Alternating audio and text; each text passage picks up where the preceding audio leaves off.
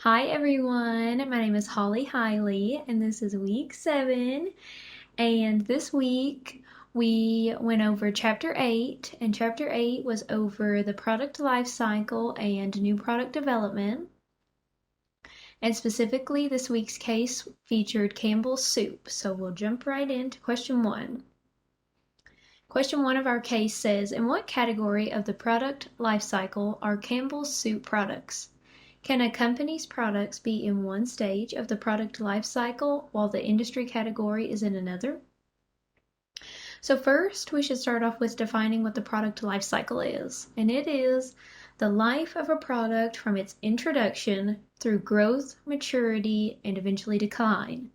So the 4 stages of the product life cycle are introduction, which is the initial release of a product to the market; growth, which is the stage where consumers begin purchasing and recognizing the product, and this is the stage in which sales increase at a very rapid rate. Next, we have the maturity phase, which is phase 3, which is the transition from growth to sales stability. So in this stage, the product is experiencing market saturation. And lastly, the 4th stage is the decline stage. And in this stage, they experience a drop in sales and also decreased demand. So Campbell's soup products are in the maturity stage of the product life cycle. And we can come to this conclusion because Campbell's soup is trying to maintain current market share and stabilize sales, facing shifts in customer preference, specifically towards fresh and organic foods, not towards prepackaged canned items specifically, by researching a new segment and acquiring other companies. So, while the Campbell's soup products specifically are in the maturity stage, it is also true that the packaged soup industry is in decline. This illustrates that a company's product may be in a different stage as compared to the industry in which they operate. So we can see that the packaged soup industry is in decline because specifically consumers in the market are changing their preference away from packaged goods, packaged food items towards fresh items of food. Our second question says, beyond product innovation, what other parts of the Campbell's marketing mix could be adjusted to try to get millennials to grab their soup spoons? So first we'll define that the elements of the marketing mix are product, price, place, and promotion. And the question specifically says, other than product innovation, what other kinds of marketing mix could they use?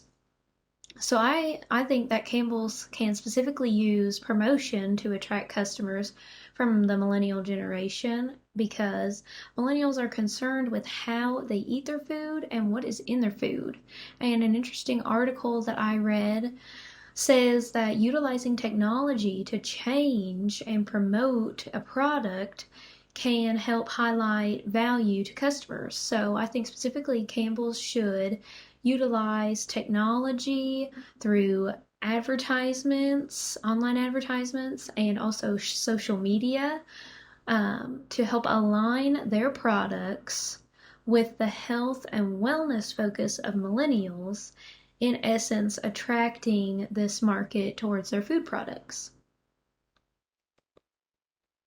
The third question asks, Campbell's expanded its offerings through both its research and development and by acquiring other companies and their products.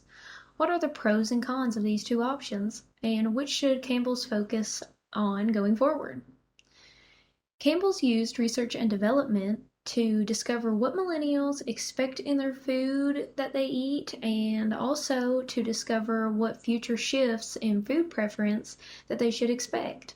So a pro of performing research and development is that Campbell's can detect specific expectations of their customers and associated opportunities. In essence, they can customize the research to yield the exact data that they're looking for.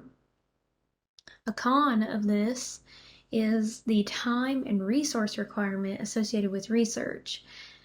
For example, Campbell's sent employees on trips around the world to collect this information. So that was certainly not cheap or quick and easy. So those trips were probably expensive and also quite time consuming as well.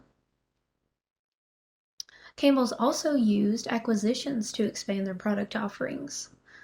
A pro of this is that it's a very efficient way to add offerings and client base. So essentially, once Campbell's purchased these new companies, they had access to that company's client base, all their products, and it was just quick and easy. They didn't have to do any research hardly, to design these new products. They just bought them and now it's theirs.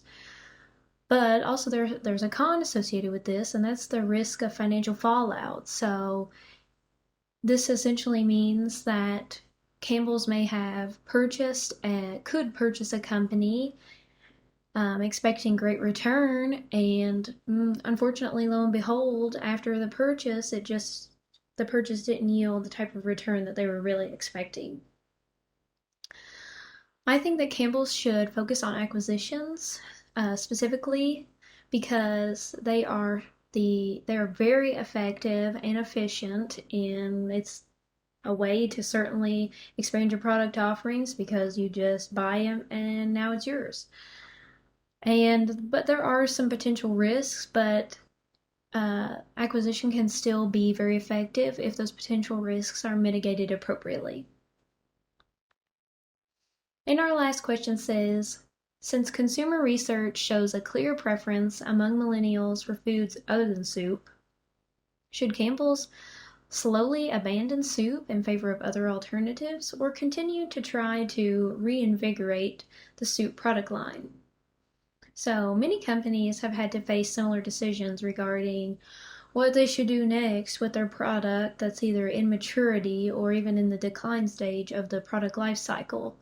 And the companies should continue to evolve to keep up with customer expectations. So specifically, I think that Campbell's should not focus exclusively on the soup market. I think that this question oversimplifies Campbell's situation.